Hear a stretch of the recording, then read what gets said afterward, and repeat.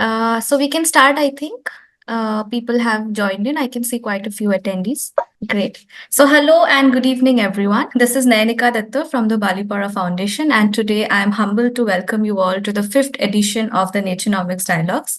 The Balipara Foundation's Naturenomics approach seeks to demonstrate that economic growth and sustainable development can go hand in hand. And this year's theme is Back to Green Basics, where we would have conversations centering around the fundamental basics of environment, starting from water to forest, land, and communities, and the kind of impacts that climate change has had on them, and the ways that we can adopt to secure a sustainable future for all. So today, I welcome you all to this session that is on the conservation and management of watersheds in the Eastern Himalaya. So we have with us today Dr. Eklavya Sharma, who's won the prestigious Padma Shri this year. He's an expert and a leading ecologist with over 40 years of experience in sustainable Himalayan ecosystem. Currently, he serves as the strategic advisor and distinguished senior fellow with A3. Dr. Sharma's work focuses on the biodiversity conservation, climate change impact assessments, and resilience building, and is a key advocate in global forums towards the integration of policy and science. Next, we have with us Dr. Dhrupad Chaudhary, who is an independent consultant and facilitator with over 20 years of experience working in the marginalized mountain communities in the Himalayas. He has contributed significantly to policy and development. Currently, he serves on the International Board of Advisors for the Indigenous Partnership for Agrobiodiversity and Food Sovereignty and is a member of the Regent 10's Experts Network. And we also have with us Dr. Anamika Barua, who is a professor in the Department of Social Sciences at IIT Guwahati. Her expertise looks into the intersection of political, social, and economic dynamics of the environment, precisely in the realm of water. She is also serving as the member of several high-level committees for the Government of India and is a part of the Technical Advisory Committee for India's Climate Communication to UNFCCC. Finally, we have with us our moderator for this evening, Dr. Manish Kumar, who is a field hydrologist with a keen interest in sensors. He has over 15 years of experience working on the Himalayan ecohydrology and is currently working as a research associate with the University of Birmingham and Proteus Instruments Limited. His focus lies on creating low-cost sensors to monitor water quantity and quality and developing eco-hydrological models for complex mountains. Thank you and welcome you all to this session today. May I now hand it over to the moderator to carry it forward. Thank you so much. Thank you, Nayanika, and welcome everyone. Welcome to the Nature Economic Digital Dialogue. And it is my great pleasure to moderate this conversation with our esteemed panelists, Dr. Anamika Barua, Dr. Eklavya Sharma, and Dr. Dhrupad Chaudhary. Welcome. We've gathered here to understand how climate change is affecting various aspects of life in the Eastern Himalayas, whether it's the recent flash floods in Sikkim or annual floods in Brahmaputra River, increasing landslide events we see in Arunachal, or drying up of groundwater springs across Himalayas. Climate change is a lived reality right now. And in the course of this discussion, we will hear from our panelists who will draw from their decades of experience working in the region to discuss in detail how watershed management can help local communities alleviate, mitigate, and adapt against climate change impact. So without further delay, I would like to pose the first question to Dr. Anamika. Anamika, how do you see the impact of climate change on food and water security in the Eastern Himalayas? Thank you, Manish and Nayanika, and also for organizing this panel discussion on a very important topic. I say important because I think the impact of climate change is already visible, which can bring significant impact to both food and water security and also livelihood security in the Eastern Himalayan region. I say so because there are several evidences, as we can see. One of those is, glacier retreat and the kind of impacts it will have on the region's water resource. We know that, climate change is accelerating the retreat of glaciers in this region, which acts as a natural water storage. And as glacier melts faster than they can replenish, water availability becomes unpredictable. This, of course, will have an effect on irrigation for agriculture, drinking water, and thereby, having an impact on food production and a livelihood of those who depends on these resources. And you also mentioned about the river Brahmaputra. This also is interesting to note that these rivers, the Ganges, the Brahmaputra, there are millions of people who depends on these river basins for their both for livelihood, for food security, and also for drinking water purposes. So what you see is changes in precipitation patterns, and this change is change that we see in the precipitation pattern in terms of timing, intensity, and distribution is actually disturbing the agricultural activities, be it drought or flood. If it is drought, it can reduce crop yields and lead to food insecurity. And if it is floods, then it will damage crops, infrastructure, and also livelihoods, which actually enhances the poverty and food insecurity in the region. Another interesting thing that you have seen in the recent events is that there's a shift in the agricultural zone. So the rising temperature and altered precipitation patterns are causing this shift, and also has led to change in the cropping patterns in the eastern Himalaya. So some of the traditional crops are no longer suitable for the current location, so which is forcing farmers either to adopt new crop or to which is or otherwise if they are continuing with the existing crops, then it is leading to yield variability or reduced yields. This can actually lead to economic losses, food insecurity, if farmers are not able to adapt to these quickly. And the last and the most important thing that I would like to highlight is the impact on livelihoods is also leading to climate induced migration.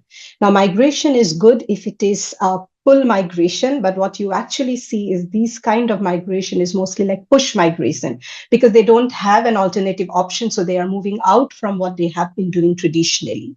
So, what is important here to remember is that we really need to address these challenges. There are various ways of doing it. While we need to, of course, focus on mitigation, but what is important now to build resilience of farmers through various, approaches such as climate smart agriculture, sustainable agriculture practices, sustainable water management. And I would like to end here by emphasizing that the rivers that I spoke about, like the Brahmaputra, the Ganges, these are also transboundary in nature. So there is a lot of upstream, downstream linkages when you talk about climate change impact. So I'm going to stop here, Manish. I hope I responded well to your question. Thank you. Yes, this was lovely. The way you explained and elaborated the whole scenario right now, what sort of adaptive strategies do you think are necessary to mitigate the impact of climate change on ecosystem services, watershed management, disaster, and so on and so forth?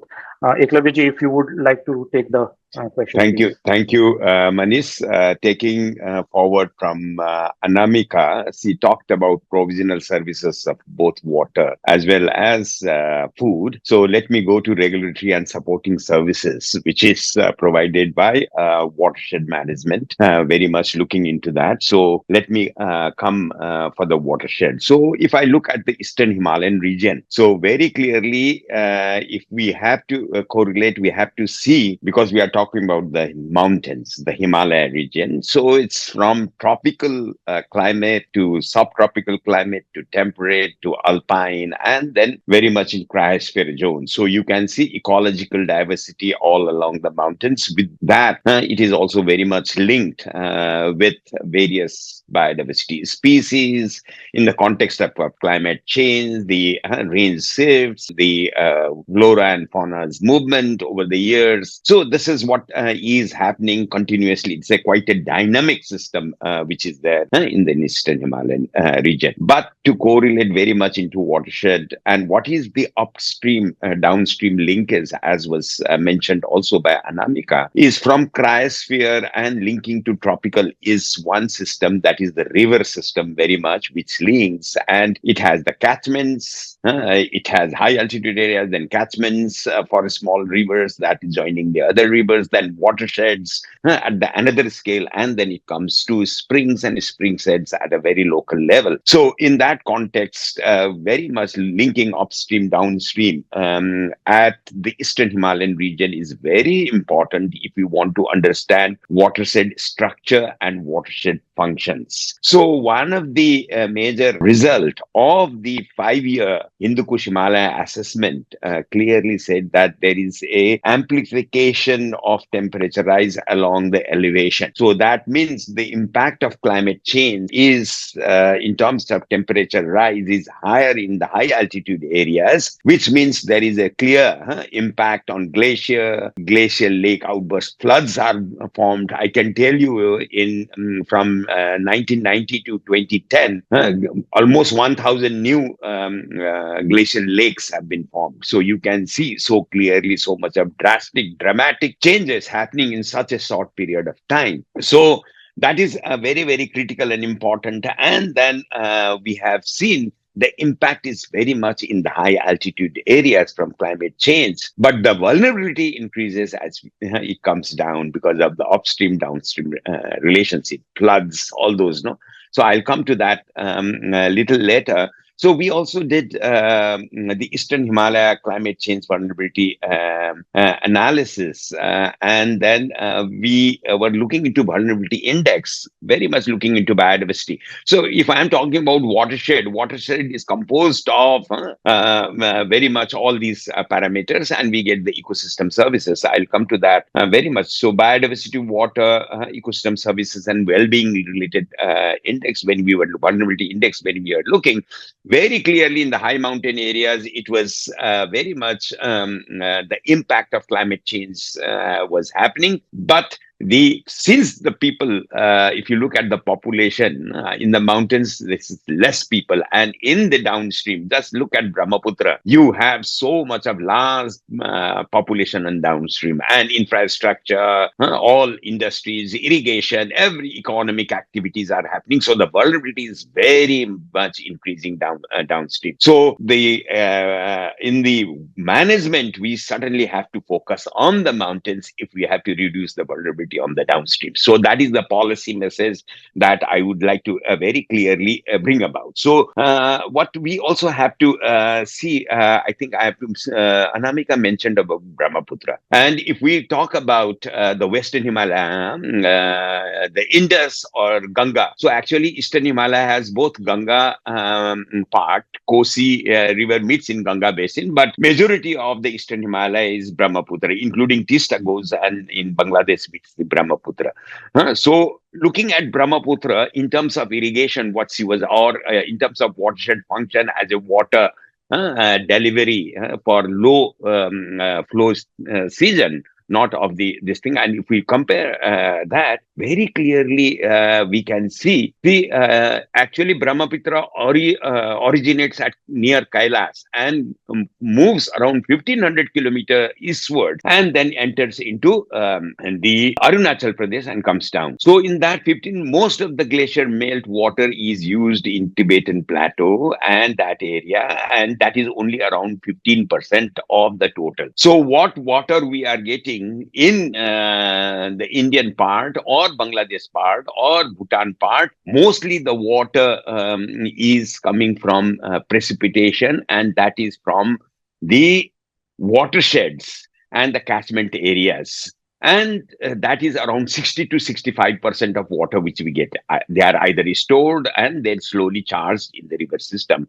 But another 15 to 20% is coming from the groundwater. The problem, because the watersheds are degraded, groundwater recharge is also becoming very difficult. But more worrisome part is that the actually mountains are degraded very fast. So in our adaptation strategy, what we need to do is to bring integrated watershed management approach. That means in a watershed, what do we have? We have different land uses, we have different agriculture practices, we have very clearly different resources, water.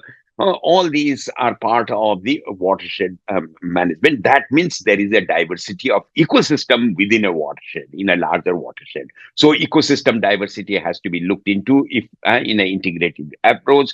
The species diversity, because we are talking about the biodiversity hotspot, Eastern Himalaya, we have 3 global biodiversity hotspot meeting here. So species diversity and genetic diversity are very important. And within watershed also, we have to see the functional diversity. So, what watershed functions? So, the function which is coming from forests are precipitation pathways, recharging streams, and water holding by a diverse forest. All these are very, very critical and important. So, if we want to restore a given watershed, then we have to definitely take into these considerations, but very clearly have an objective of ecosystem services where we value social, the cultural, ecological and economic values have to be put into in the integrated approach of watershed management. Otherwise, it will, if we do just the forestry or if we do the, it is not going to help. All major four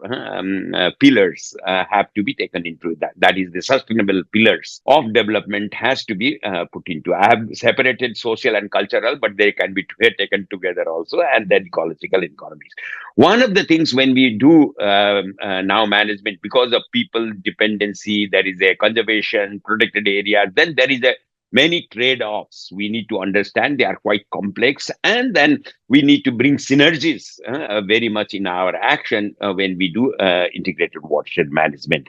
And then if we are thinking of integrated watershed management, we have to think of scale. So some watersheds are 30 kilometers. The work which we started in 1990s on Mamde watershed in Sikkim, and we did quite a lot of work, was a small 30 square kilometer area, and that would be such many watersheds have to be really looked into, integrated in a bigger river basin planning, so that those watersheds have then taken into consideration and deliver the watershed functions.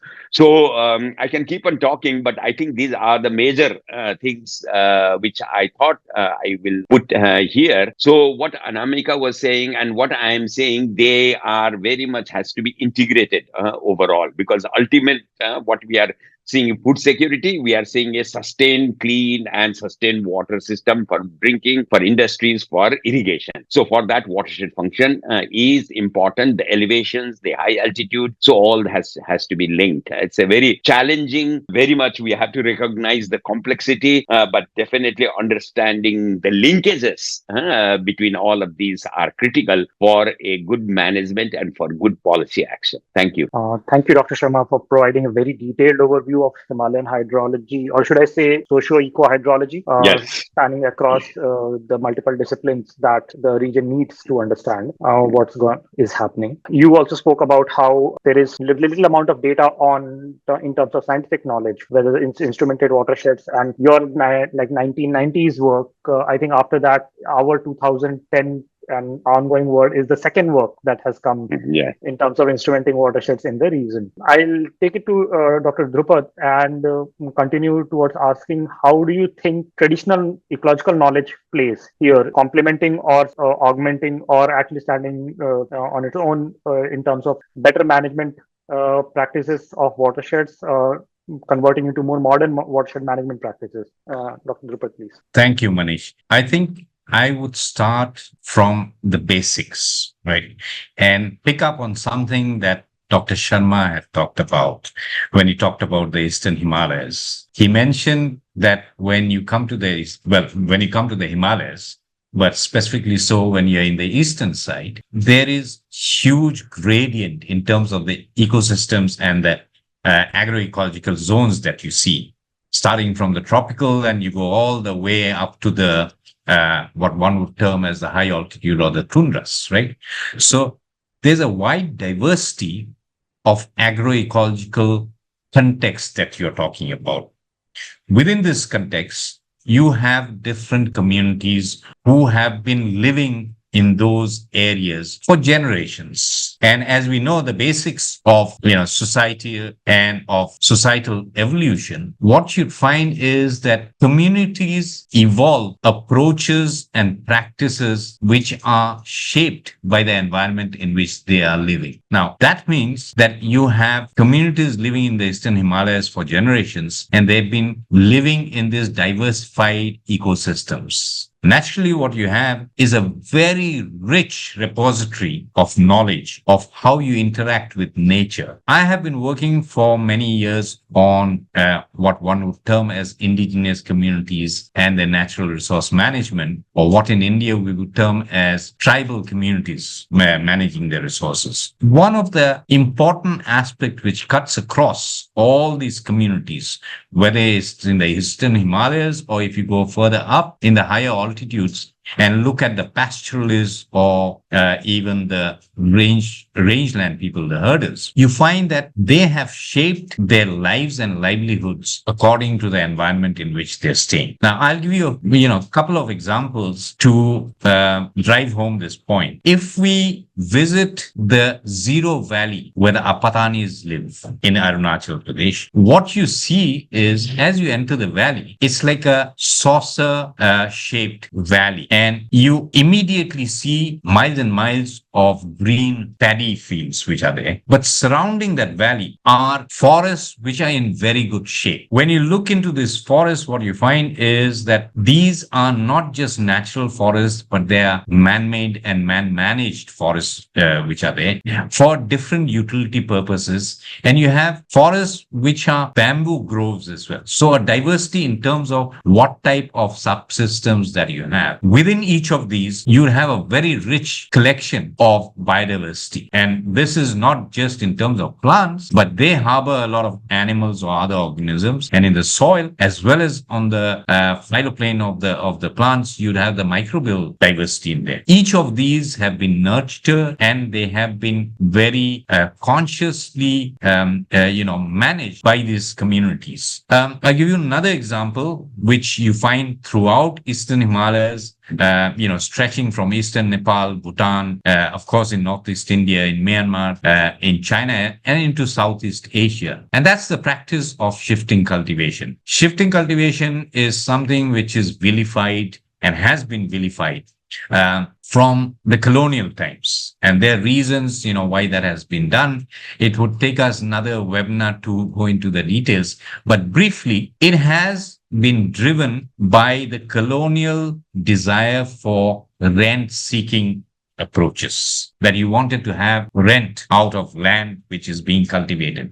Shifting cultivation moves about because it is cultivation for 1 or 2 years in a place, and then they allow the land to fallow so that there's regeneration, and they move to a new plot. In the meanwhile, what happens is this land which is fallowing, if you give a long enough time period, then it generates or it regenerates into secondary forests. And you can't really, for the untrained eye, you can't really make out a forest which is a natural pristine forest and a secondary forest as a result of shifting cultivation. So when you look at the Northeast, or if you look at the Eastern Himalayas, what you find is you find a very substantial green cover, a forest cover in these areas. These are actually shifting cultivation fallows. So that's the second, example of how people have been living with nature and managing the nature. The third example is from Nagaland, and that's among the Chakisang. It's a land management system called the Zabo system, right? What they do there is basically have a tiered land management, and which results in land zonation. In all of this, what the communities are doing is they manage the natural systems, particularly the forests and the other natural pastures and regenerating fallows for the benefit of nature, but also to support livelihoods. So you would find among many of these indigenous communities, traditional knowledge in terms of how you can balance needs for sustainable, for livelihoods and nurturing nature to support the sustainability of those. So there are a lot of lessons that we can learn from traditional knowledge, which actually can contribute to watershed management. Coming to the last part, which is how do you then harness or tap this knowledge which is there? I think this is where the problem comes in, because here what you have got to realize is that our understanding of not just watershed management, but any management or any science, as it were, is a colonial or a colonized version of what is supposed to be science. So the first step is decolonizing that and realizing that science is not only the science as we understand, but indigenous knowledge and traditional knowledge also needs to be taken into consideration as knowledge. And we need to extend our understanding of science to include knowledge. We need to move from science into knowledge. And once we do that, then we can find ways in which we can incorporate the traditional knowledge to strengthen watershed management approaches in today's context. Thank you, Dr. Drupad. This was quite informative. As you're rightly saying, moving from science to knowledge, bit of it. As a continuous question to that, how do you think communities can be included in the watershed management initiatives, if there are live examples or there are past examples of them, and how they can be sustained in a longer run in the future? Thank you. Okay. Let me give you 2 or 3 concrete examples, right? There have been many, many programs and many projects, either funded from the central government or the state governments, or there are even bilaterals and multilateral fundings from international agencies, which have been implemented not just in the Eastern Himalayas, but in many parts of the world, and particularly in South and Southeast Asia. What are the lessons that we learned from that, right? There was a recent publication which looked at about 40 or 50 odd projects, which one was an approach where it was a purely top-down approach. So it was a government managed and a top-down way of managing watersheds or managing natural resource. And the other was where you had a participatory aspect to that. What the researchers found was very, very interesting, that in most of the projects where it was a top-down approach, as soon as the project cycle ended, everything stopped. Whereas when you had a participatory approach, there was ownership, and therefore these had sustainability in terms of the continuation of the work. Not only that, there has been a lot of innovation that the communities have brought in. I would give you 2 or 3 examples from my own experience and the work that we have done. One was a project which was funded by IFAD in Northeast India, and Dr. Sharma has also been part of the mission which evaluated that project. What was, when we started, the situation was that you had indiscriminate felling of trees. There was land degradation being caused because of land use pressure, degradation of the waterways, and so on. And this was done more because people's need and greed was causing that. Right now, we had to mobilize the communities, and then, over a time period, what we could realize was that when people were asked why this was happening, the answers pointed to meeting the basic needs of the people. So you're talking about meeting fuel wood needs. You're talking about meeting the needs for house building, or for, harnessing the wild edibles which are there, or for water management, and so on. When we further discussed with the communities and looked at ways in which you could, reverse the trend, the communities actually came out with very, very, very clear and very simple solutions. One example that I'd like to mention is we were trying to put in or develop terraced wet paddy cultivation. And when we did that, we asked the communities, and I was looking after that. So I asked the communities, well, if you want the sustainability of this, what is the first critical step that you have to take to ensure the sustainability? And I said, well, we require the water. We have got to ensure that there is a steady flow of water. And I asked them, what is the step or the action that you need to do? And they pointed out to an area which was actually the catchment. And they said, that is where the source of the water is. We have got to protect that area, right? That was the genesis of the community. But what happened overall in a period of just around 2 years was the project managed to have similar initiatives taken by the community. And we had over around 4,000 square hectares of forests managed and conserved by the community, right? So it was a community which was saying, we are going to protect this catchment forest. And they very clearly realized that this was being done because they required the sustainability of ecosystem services. A second example from West Garo Hills is in regard to the setting up of sanctuaries for wildlife. And these are community, managed and community initiated sanctuaries. There were at that period just the starting of elephant and human conflicts. The elephants would come in, raid the agricultural lands, and people were seeing that their crops were being depleted because of that. When we got around to talking with them, they said, well, it's happening because we have encroached into the natural habitat of the elephants.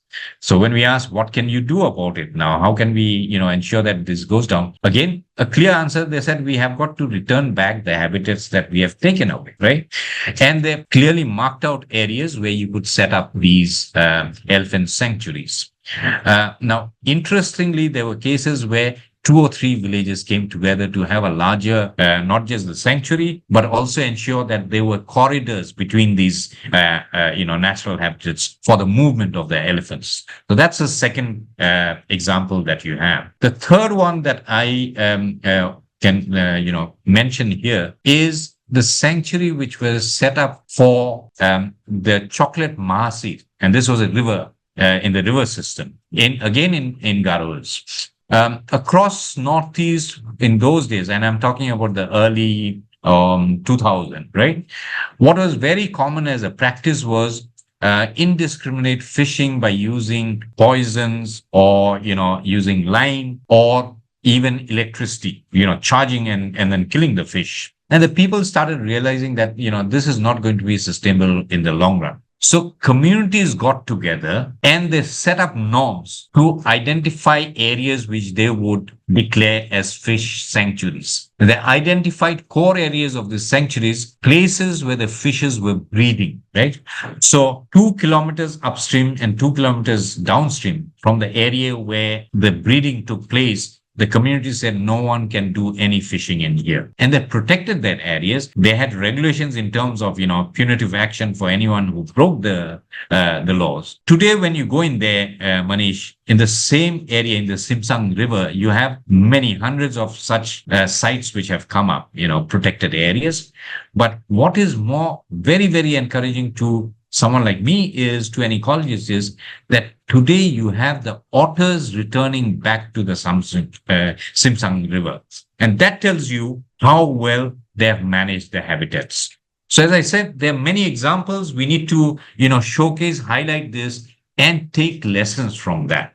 And I think lastly, I would say that what needs to be done is the governments and the agencies have. And, when you talk about watershed, it's basically the forest department, which looks after forest and watershed management, although agriculture does the implementation. But the government agencies have got to give up this attitude of being the owners of the land and instead move to a position where they're facilitating and allowing the actual owners and the stakeholders who are the people to manage the resources. Thank you, Drupadi. This was quite elaborate, and understanding how communities look at how they perceive climate change is, I think, a critical part of it. I'll go to Anamika ji on that. And drawing from your experience across the Eastern Himalayas, how do you think communities are now looking at increasing disasters and increasing climate risk? And how do you think watershed management can actually help to reducing disaster risk in flood-prone or landslide-prone areas where climate change impacts are highest? Thanks, Manish. It was very nice to hear what Dr. Sharma and Rupert mentioned, and I know actually they have already set the stage for me. I think one of the most important things that we need to understand here is that, assessing risk is actually the first steps to adaptation. Until and unless we know where the risks are, these adaptations, or particularly coping that we see, are basically remains very ad hoc. And when I'm saying risk assessment, I'm also trying to say that it's not just assessing the hazard. It's not just about how frequently the floods are happening and what we need to do. We need to also understand that for these hazards, who is exposed and who is vulnerable. Let me also add here that all who are exposed are also not vulnerable. Like I'm highly exposed to the Brahmaputra River. Our institution is just close to the river, but probably I'm not as vulnerable as people who are outside the campus. So I think these are some of the elements that we need to include when we are developing our policies, our adaptation strategies. And as Rupert mentioned, this will only happen when you are involving communities. Ask them how do they perceive the risk that, for example, floods are bringing.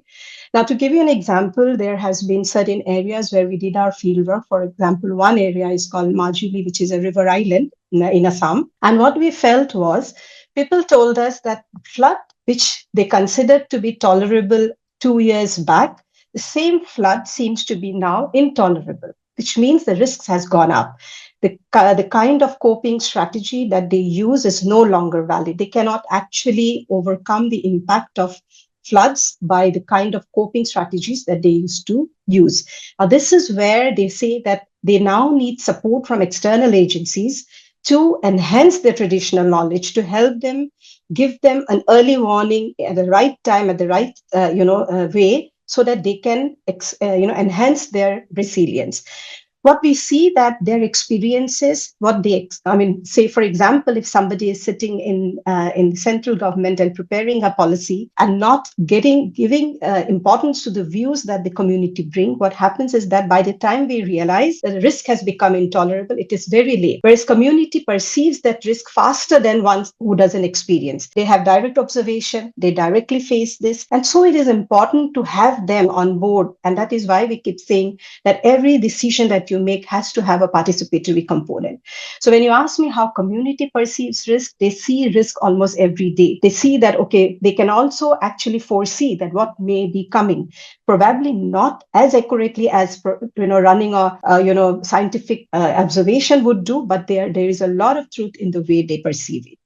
And then you asked me about how does watershed management helps? I think already a lot of examples were given, but I also want to add here that we need to now move from just disaster risk resilience to climate risk management. What does it mean is that your disasters, if you do not include that how this disaster is going to look like next year or 10 years down the line, and if you are not putting your measures, keeping that in mind, then it will not sustain. That's the most important thing. Then our disaster resilience measures are very ad hoc. So today you see a flood and for example, you decide to have a structural intervention like construction of an embankment. Tomorrow the flood, because you don't know how intense this flood is going to be 3 years down the line, for example, it will no longer be there. It will be washed away and it is going to bring much more loss of lives and livelihood. So what is very important is that you need to include in your disaster studies, in your disaster management, also climate information. And this, I would just like to add, this is so important for Eastern Himalayas because we are planning so many hydropower dams, for example, but we do not know how flash floods, how the intensity of rainfall is going to have an impact on this infrastructure. So this is what I think is important. Apart from having early warning, etc., we still lack research. We still need to do a lot to understand the Himalayan region, both the human system and the natural system, to have a very good risk management system in place. Thank you very much. Before I go into further, I would request the participants to post their questions in the Q&A section. We'll take them up as and when required, or as and when appropriate internally. And also, I would request the panelists to interject and come in whenever they feel. There is already one. Yeah, there is already one. I think there are a couple of, one more has come in. So we will take them up in due time. Okay. Now, Anamika ji, you mentioned quite importantly the role of planning and policy in terms of disaster management as well as climate risk management. I'll go to Drupachi and pose the question of how do you see the role of government and non-government organizations in watershed management and how these efforts can be better coordinated for effective implementation? Okay. Before I answer or comment on the roles, I think one needs to make this point very clear that the action needs to start, since we are talking about participatory action and the involvement of communities, the action needs to start from the ground. That means with the communities, right? There are certain roles and certain, the importance of what communities can do. There are very specific roles of the non-government organizations as well as the governments, right? But I would start with the communities first and bring in the other two. Now, for the community, I think, and when you're talking about watershed management, as well as what Eklever pointed out, the river basin management, that's at the macro level. But for the community, for a household who is living, let's say, in, as Anamika pointed out, in Majuli, or someone who's living in Arunachal, right? For those communities, what is immediately visible or what is of context for them is the landscape that they live in, right? So it's the immediate surrounding. It may be part of the watershed. Sometimes that landscape could also include parts of two watersheds. It's not one watershed, but it cuts across, right? So keeping that in mind, we have got to see, okay, how do we then start with the community and ensure that you're also bridging this gap between the micro and the macro level, the meso and the macro level, gradient that you have got to address. I think the first step is we have got to realize and recognize that communities know their immediate environment and they're aware of where and what they need to do. Perhaps they are aware also of the risks which are there, as Anamika pointed out, but they don't have the solution today because the uncertainty has become so much, right? And that's where the role of non-government organizations and the government comes in. The non-government organizations, I think, have a very important role in one, bringing in or infusing knowledge to not replace, but to strengthen and complement the traditional knowledge which is there. The non-government organizations play a very important role as a bridge between the communities and the government. And they are a facilitator in terms of infusion of new knowledge, but they are also advocates and champions of recognizing that there is a lot of importance in the traditional knowledge which is there, which communities hold. They are very important when it comes to what sort of training or capacity building which is required by the community. They have a very important role in terms of supporting and complementing the planning which needs to be done and making that linkage that Anamika talked about with the external agencies. Today, most of the communities realize that they have lost, or at least the self-reliance that they had has been diluted and they require help from outside. And this is where the non-government organizations come in. They can be facilitators. They can help in bridging this linkage which is required. The governments, on the other hand, have got to provide the supportive role. They've got to provide the resources which are required. But more important, they have got to shed this attitude of being the colonial attitude of being masters, right? That has to go. And they have got to be more receptive. Again, as Anamika was talking about, that participatory action or the participatory component is so important in ensuring that you have the planning, the management, as well as the implementation done in a way which is not top down, but is something that communities own. And when you put that together cumulatively, it would result in the sort of outcomes which are being looked at or sought by the governments. Thank you so much. I would take this forward from a single government to multiple governments when we are talking about cross-border watershed management, when we are looking at transboundary rivers, which Himalayas have in plenty and straddles basically Nepal, India, Bhutan, China in that sense. So I asked Dr. Sharma to comment upon how watershed management deals with the transboundary nature of Himalayan rivers and what can be done in the future in that sense. Thank you. Yeah, just let me explain the transboundaryness very much first. So if you look at the Hindu Kush Himalayan region, It is shared by 8 countries. 10 rivers originate from here. So let's focus on the Eastern Himalayan region. So it's Nepal, China, very much, and then Bhutan, India, and then of course Myanmar is also very much linked. If we see another river which is not coming to India but going Salween and Irrawaddy and then going to Mekong. So you can see Eastern Himalaya has many rivers that are transboundary. Most of them are transboundary when it becomes a bigger river. And then Bangladesh, very much, we should not forget Bangladesh, they are the recipient. So, in this context, I think what's going on in the upper basin of these rivers are very critical for the people living in the downstream areas.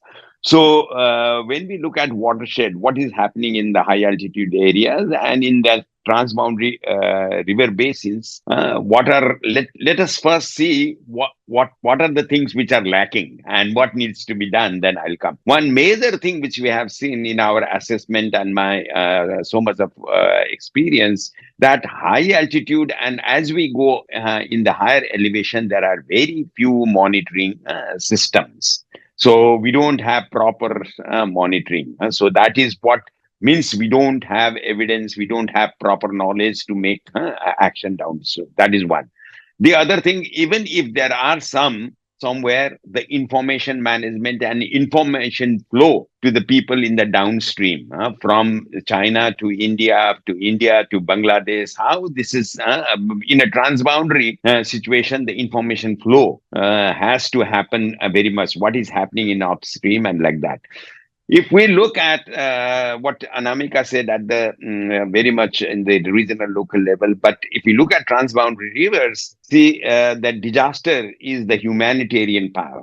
So from the upstream countries, if they are we are not able to share information and this thing, there will be more casualties. There are bilateral agreements, but I think we have to move away from bilateral to multilateral and regional approaches very much.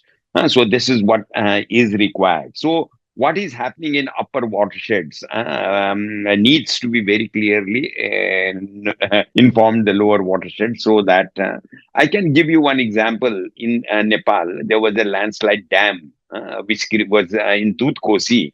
And what happened immediately, because the information flow was so quick in Bihar, the people were already taken into safer place. That dam, if would landslide I would have breached, then it would have been a big flood in Nepal. And that dam was not very far from China border, so you can imagine. See, the water was coming from China, it was dammed in Nepal, and the impact would have been in India. So how do we actually put the information flow? Because see, mountains are fragile. You have landslide dam, you have gloves, you have cascading effects downstream. So these are very much happening. So let's take an example just to make things clear. In Tista is originating in Sikkim, then it comes to North Bengal, and then West Bengal, and it goes to Bangladesh. So let us take example, as Dr. Manish Kumar was mentioning about the floods of October 2023.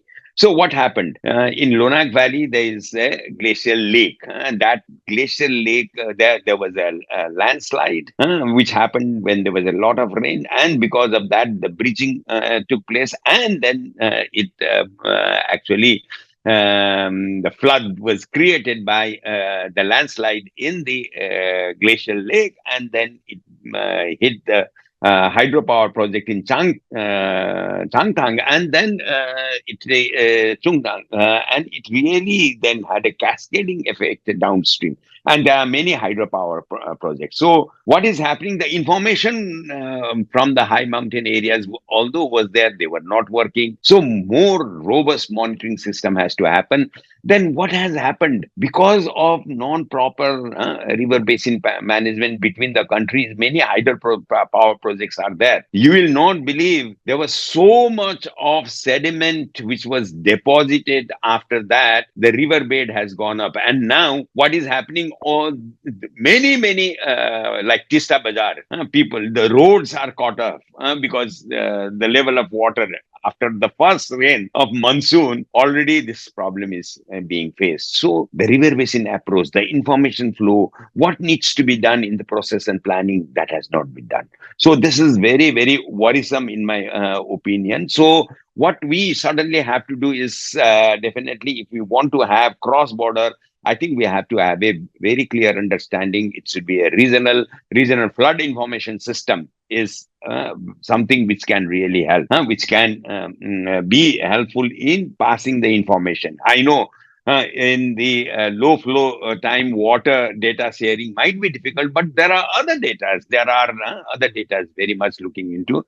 So we can start with that very much. So the information has to flow very fast, and it has to go to the right people and right action, which is very critical. And we have also seen in many of the watersheds now, slowly, in high altitude areas, it is almost becoming like a desert. So the rain, which is being or snow, is not holding for a long time. And we have also seen, because of climate change, high altitudes are having more temperature rise. Permafrost is depleting, which is holding most of the soils and rocks in high altitude areas. That means there will be more sediment coming to the rivers downstream. So in that context, how downstream country and the upstream country are going to manage? So that is going to be a huge mass debris movement from the Himalaya through these rivers are going to happen.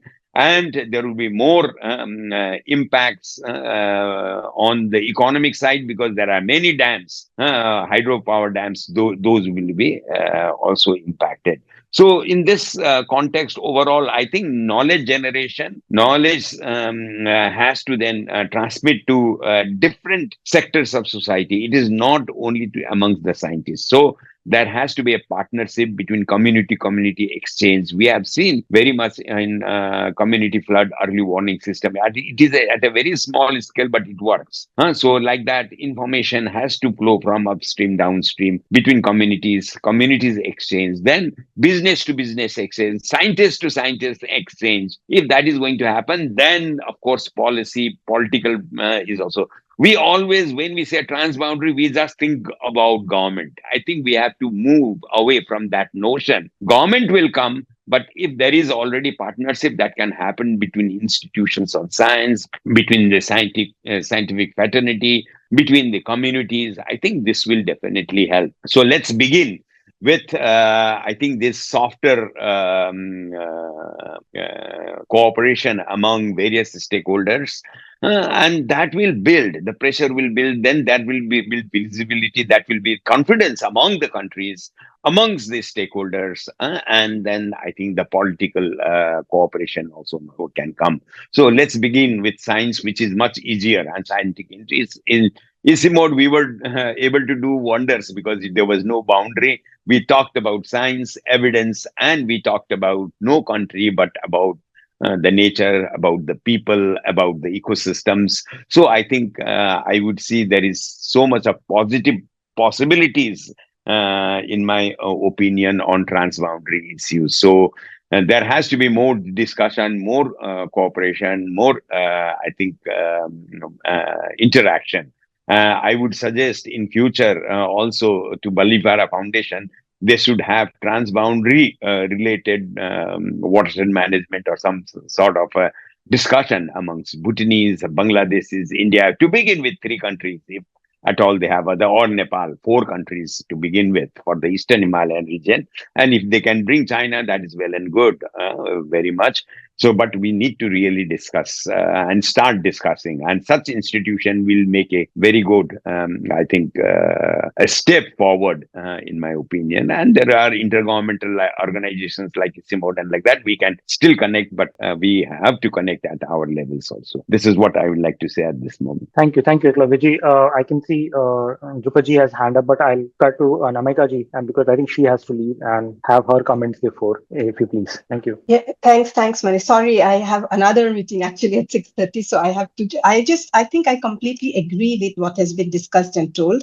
And so much so when Dr. Sharma spoke about having cooperation and conversation. And here, just one thing that we need to remember is if some intervention which looks like adaptation by an upstream country, it may lead to maladaptation to the downstream country if both the countries are not talking to each other, and if we are not actually designing that intervention at the basin level or at the watershed level. That is so important for all of us to understand. It is challenging. I have my own experience related to the Brahmaputra, that how difficult it is to bring countries together. But what is important is to bring communities of practice together across the region. That is not difficult. Researchers together, that is not difficult. Because I think we always look at governments coming together as cooperation. Cooperation can happen at multiple levels. And one last point before I go, I could see on the chat box there is a point related to technology. This is something I keep telling to all the students in IIT also. There is nothing good or bad about technology. It's about how have you understood that technology and whether that technology is going to benefit all. If your technology is going to increase the inequality and gives access to some and removes access to another, then that is not good for anybody. I think that is something that we need to understand. And just one thing before I go, it was excellent to have on board here. I'm sorry if the participants that I won't be able to respond to your questions, but I'm very happy many of you probably already know me, so you can always email me. And very nice initiative. Thank you very much, Manish. Thank you, Dr. Sharma and Drupat. We will be in touch. Thank you. Thank you, Anamika ji. Drupaji, you wanted to come in for something. Yeah. I think both Eklava and Anamika touched on this, the need for having webinars like this or gatherings like this, which are transboundary. So getting different organizations or similar your counterparts from the other countries to sit together and have such webinars. But I think there's also another stakeholder group that you need to bring in, and that is the media. And I know that there have been, or it just recently started. I think it is the Ford Foundation or it is Rockefeller Foundation. I can't remember which one, but they have started a media fellowship it's from the United States. I mean, that much I'm sure, right? Where what they're doing is they're pairing journalists from two countries. So I know of someone who is based in Guwahati, and she writes on climate issues. She paired up with someone from Pakistan, right?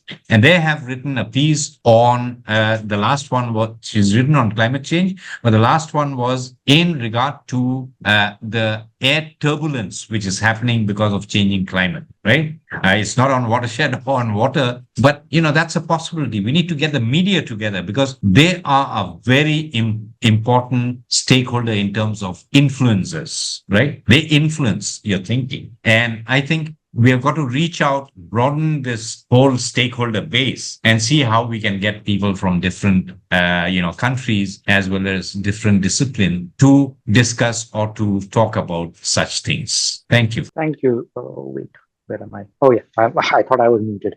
No, thank you very much. We have questions from the panelists, from the audience as well, and I had some of them lined up as well. I think one of the direct questions is on transboundary cooperation and how different countries which have different perspective on the preservation of similar natural resources, how should they start? What is the starting point for collaboration? Eklaviji or Drupaji? Yeah, I think we have already said that at different levels we have to certainly bring. I said softer side where communities, where scientists can come in. But in my opinion, as far as if the resources we are talking about forest, if we are talking about natural resources, apart from water, water is a difficult topic for discussion at transboundary level. Even biodiversity is not an issue very much. I think we will be able to take much of the transboundary related natural resources discussion at even at the government level if they are in this context. But when it comes to water, then there is an issue. And when we talk about disaster, then also it is not an issue. So in my opinion, this is very much possible. But there was also one question on technology directly asked to me. Maybe I should come later on if Draupad has something on transport, or should I answer now? If Drupaji has on transboundary, I'll come to you on the technology bit Okay. Yeah. in time. Just one point, and you can take over, Eklava. I think there are already examples of transboundary gathering. Isimoda, of course, has been doing that. We have been doing that for a long time.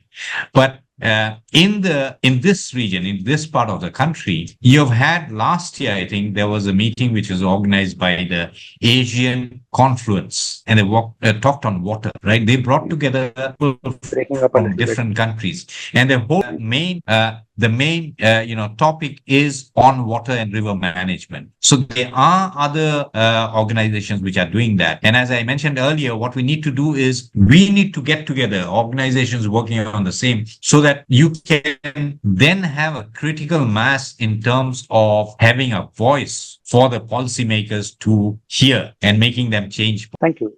I think Eklaviji, on the role of technology, that's an interesting bit because it is quite open ended in that sense. Where technology, what technologies were used for what sort of purpose? But yeah, please go ahead. Yeah. So my experience, let me see. I have more than 40 years of working in the mountains.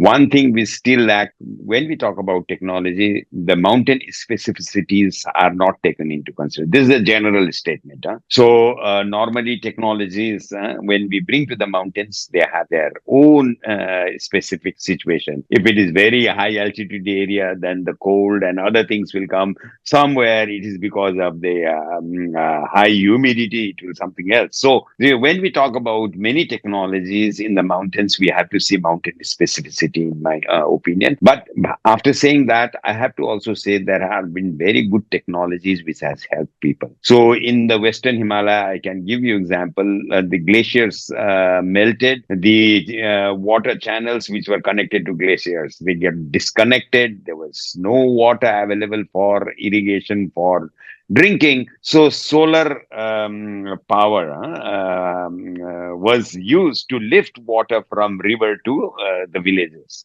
So that worked very, very well. That's a technology which has made a tremendous difference in small villages.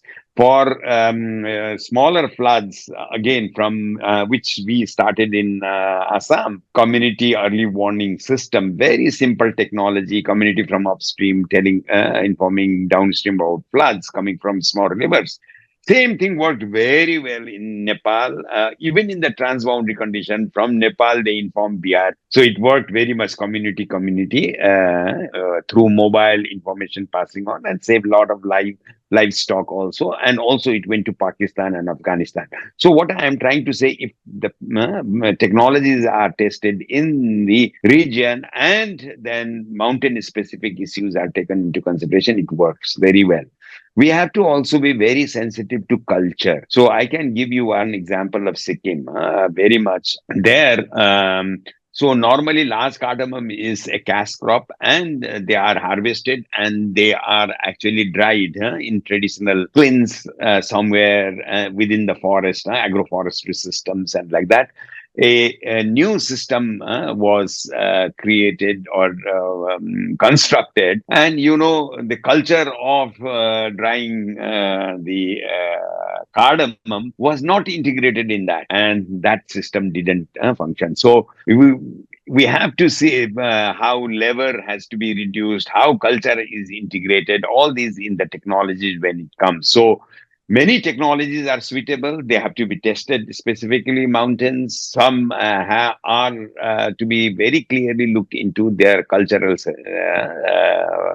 compatibility. There are many this energy saving chulas or battis which have been made. If they were not linked with the traditional high altitude requirement of the Bhutia community, they were not acceptable. Even if it is constructed, they are not used. So all these issues has to to be looked into when we are talking about various technologies. Irrigation technologies have worked, but there are other heating technologies, there are other technologies which actually helps in protecting forests, those to keep the watershed functioning, to have the forest intact. So there are many technologies which has come, energy saving, all those, but it didn't because of the culture. Some places it worked, some places it didn't work. So we have to see the societal requirements, societal culture, and how efficient it is in terms of labor, in terms of local. Now, in the mountains, youth are migrating out, and only women, and so our technologies have to be women sensitive also, so that they are able to handle it. It's not men dominated anymore. So we have to see how the social society is changing, and in that context, how are our technologies compatible to women or other. So these are some of the things I thought that I should share here.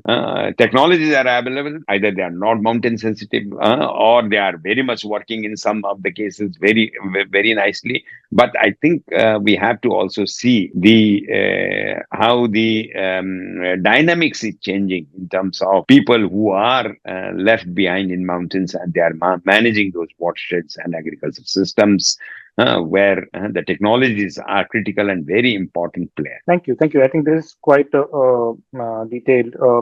Incidentally, Anamika ji has also texted the same thing about mentioning gender. And I think gender being such an important underlying variable running through all management or watershed management or any policy in that sense. So you have covered to some extent that bit. I'd also like to add here caste and apart from gender, which kind of decides how policies are implemented and how benefits are accessed in this landscape. So even technology or any sort of implementation activity has to be planned keeping both the gender and caste dynamics of the marginalized people in the mind here.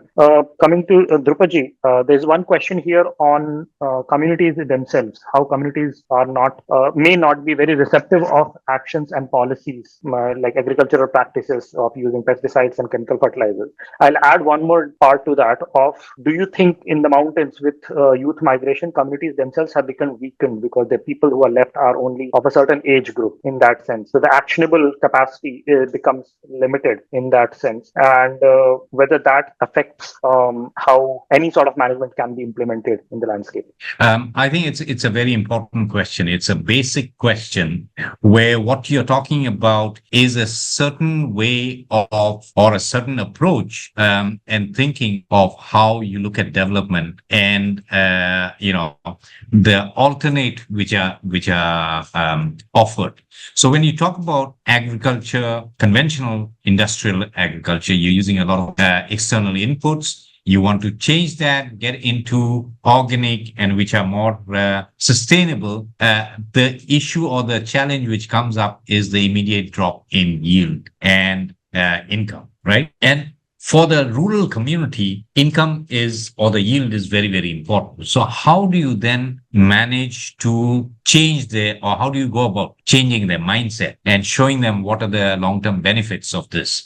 I think it's a challenge which is faced by anyone who is working in the rural areas and trying to bring in transformation in agriculture based on agroecological principles or regenerative agriculture. I would give you an example that we had in Isim, right? We were looking at, and this was a cross-country project funded by the EU, where what we were looking at was how you bring about transform agriculture, but also do it in a way where people can, even the marginalized household can benefit from that approach. Not very far from Kathmandu is a place called Kavre, and it's just next door, in fact. And we were working in this watershed where, which incidentally was supplying vegetables to the Kathmandu market. Over a time period, and which was very short, it was not very long, right? Over a time period, the villagers in Kavre were told that, well, we, from the mandi in Kathmandu, they were told we are not going to take your vegetables because they have too much of pesticides.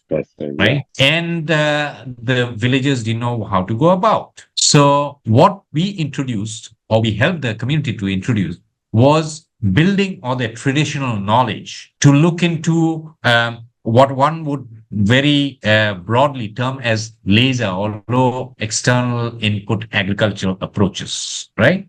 The way that people went about quickly adapting that was very interesting. It was actually the woman who drove that. So here's a gender angle in terms of how gender is so important in transformation or bringing about transformation. When we talked with the woman in the village, they were saying, earlier we used to fear to send out our children to play outside because we were not sure if they went into the garden, they might then, touch the vegetables which are growing, and maybe they could get some of these pesticides and, inhale or ingest that, which for the mother was always a worry. When the project started off, they started by using nature-based, fertilizers and pesticides, which was there called jholmol, right? Well, it is a mixture of different, botanicals basically with cow dung and cow urine and so on. After about one season, people started seeing that their yield was not going down. In fact, the yield was improving. Over a year, they started sending back their, the vegetables to the Kathmandu market.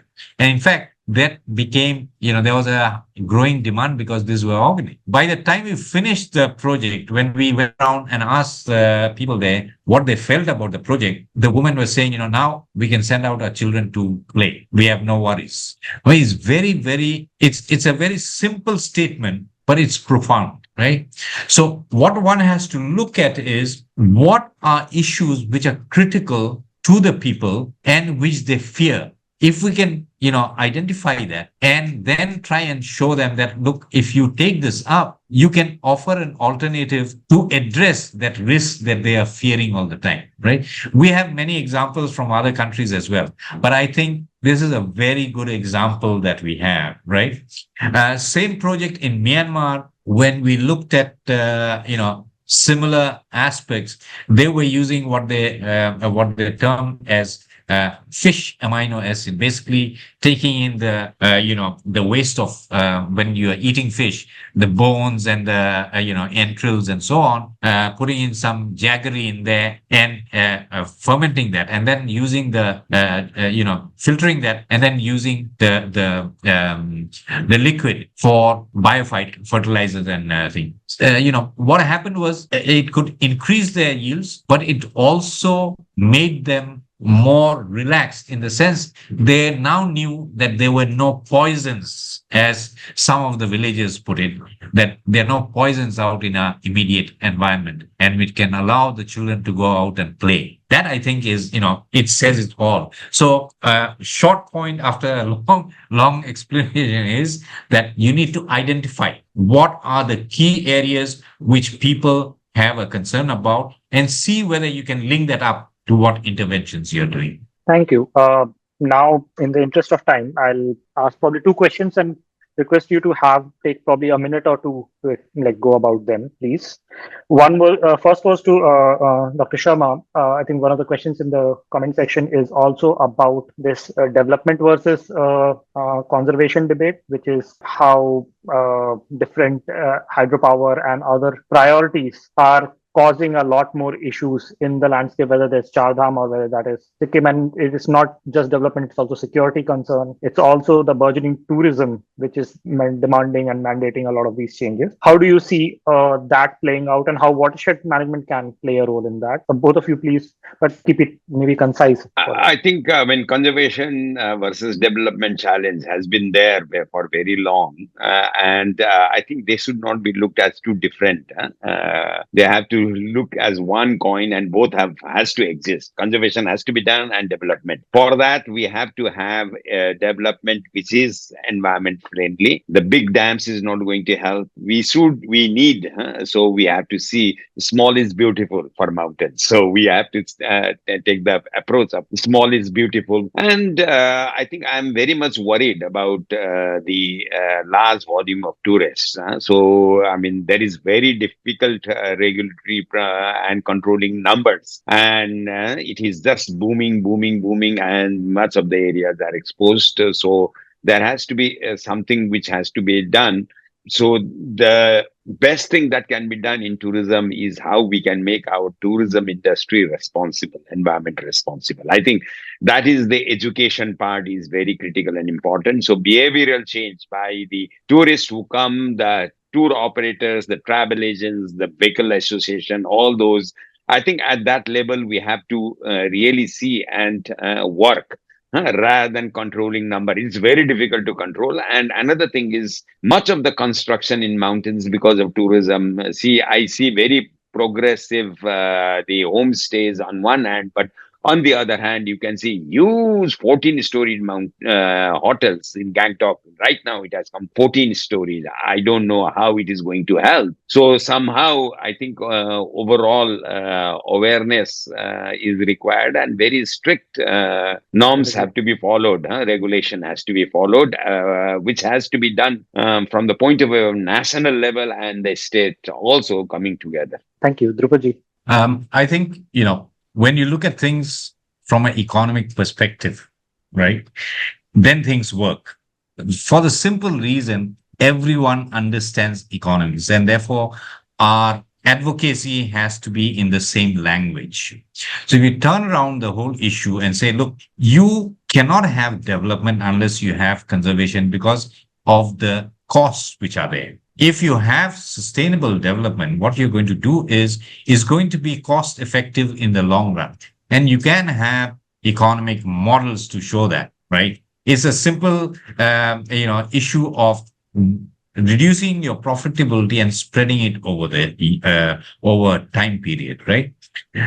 On tourism, I think what is important is responsible tourism should be the mantra, right? And that responsible tourism starts not only with the tour operator, it starts with the tourists themselves. If I'm going somewhere, I need to be responsible, right? I see in Shillong, when I go up, people going up, there's a lot of increase in tourists, but people are so careless in terms of, having chips and just throwing it out in the, The waste that's management. a very common thing. So waste disposal. But I think if we inculcate this, so sensitization, even the tourists in terms of how you can be responsible. I remember when we went for a field trip in the Kanchenjunga, biosphere area, and they had homestays in there. Before we started walking, there was a big sign there saying what you can do and what you can't do, right? It already told the tourists what is allowed and what is not allowed. Take Myanmar. When you go into any of the, resorts, or when you go into any of the hotels which are near the ecotourism areas, in the hotel room, they give you what should be done and what shouldn't be done, right? Those are awareness raising, but they also set the tone of, where you draw the line and how you can become responsible. The last thing is the governments, right? Every government today is looking at tourism as a sector which can give them returns and revenue. And it is more in those smaller states which still has very good nature and the places which are attractive for tourists. But then they are, as Eklavya just mentioned, 14-story high building. Why are you allowing or giving permission for such buildings to come up? So the governments themselves have to put down their foot and, put in regulations which are strictly followed. I remember Sikkim, when we first went in there, had regulations in terms of how tourists were going in there. We need to revive that. But I mean, it's difficult to keep down numbers, but at a time, you've got to look at what are the carrying capacity. Thank you. Thank you. Last question, and probably what I would request is if you can give one example each of an international watershed management project that you think could be a good model for Himalayan or Eastern Himalayan landscape across different type of problems that we see. We have like 2 or 3 minutes for that, please. Yeah, our situation is totally different. It is Mary Darlin in Australia is very known. They have done wonderful, but see, our level of mountains and what they have is very, very different. So it's very difficult to compare and say what was successful elsewhere is successful here. So if we say international, then if it is within the HKS region, there are examples. very much what has worked, but they have worked in a very small scale. We have to, the scale is a issue where then transboundary thing comes and it is difficult. So I think Amazon is one where I would say the total deforestation and Amazon basin is also shared by multiple countries. But the overall, there was a big agreement globally, and they projected Amazon as the lungs of the planet. So, Yeah. because it was projected as lungs of the planet, I think the effort, international investment for not only on money but also research, all those came in.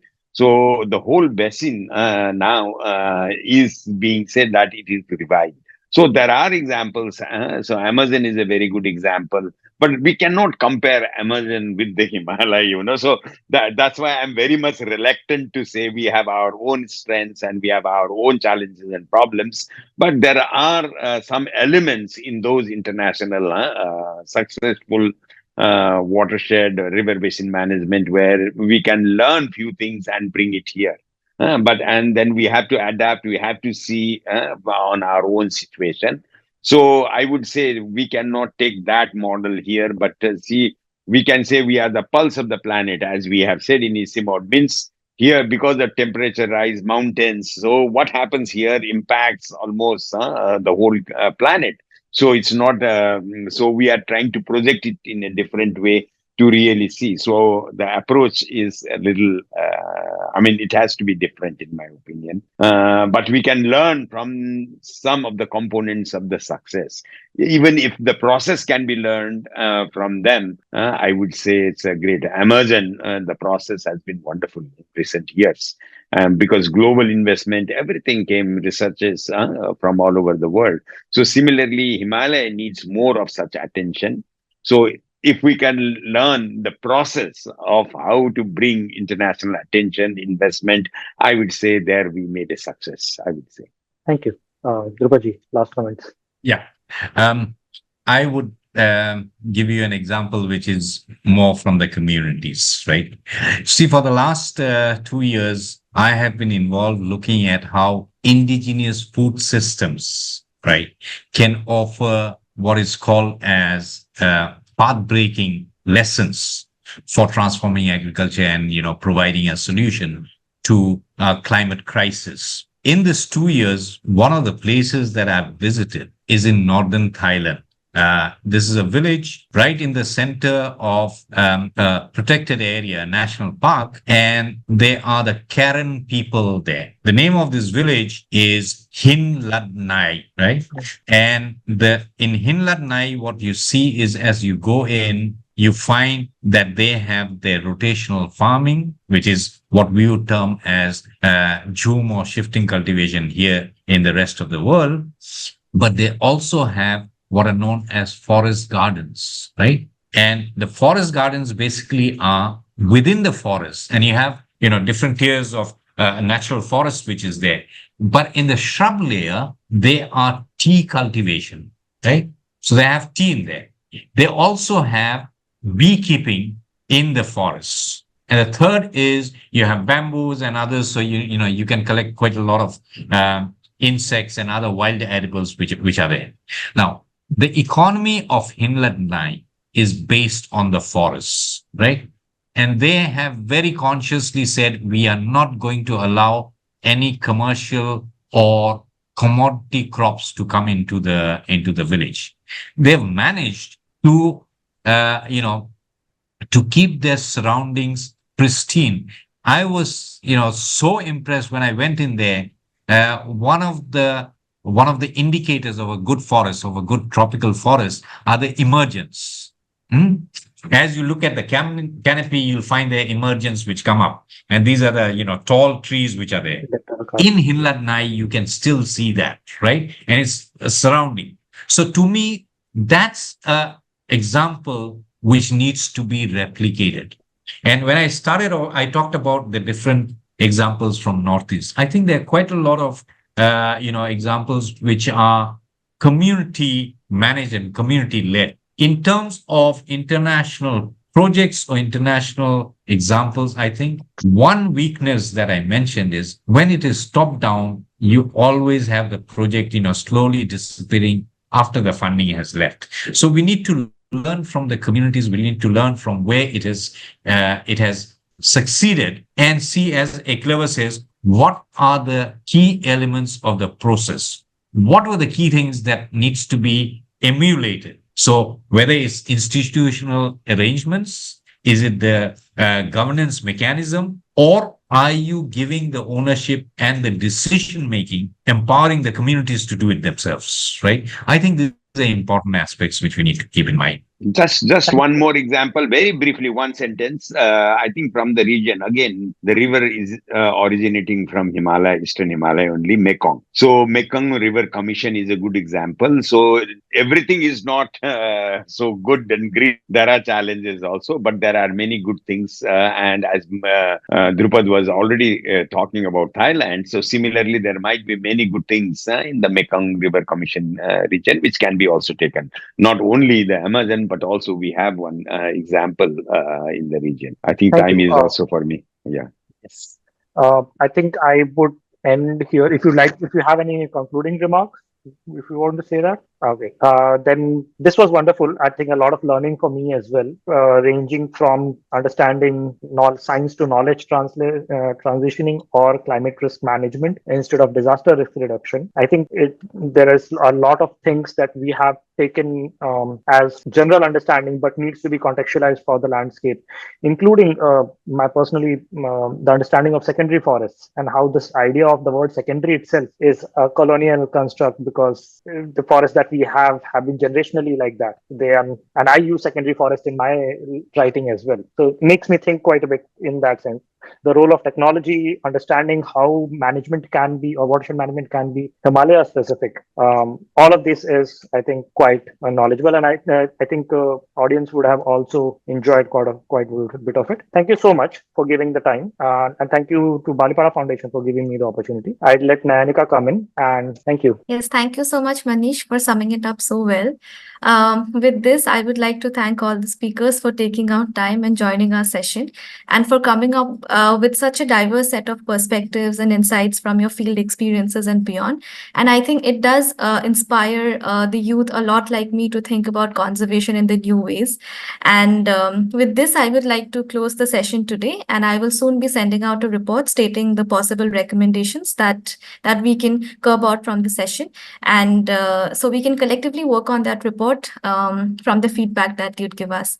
Thank you. And we will continue to have these sessions for the next month also till the end of July. And I will be happy to send out the invites, and your feedback will always be appreciated. Thank you so much. Thank you, Eklavya sir, for facilitating it and helping me meet Manish and Rupert sir. Thank you so much. Thank you. Thank you. Thank you very much. Thank you so Thank much. you. Thank you. Bye bye. Bye-bye. Thank you. Bye. Bye-bye. Thank you.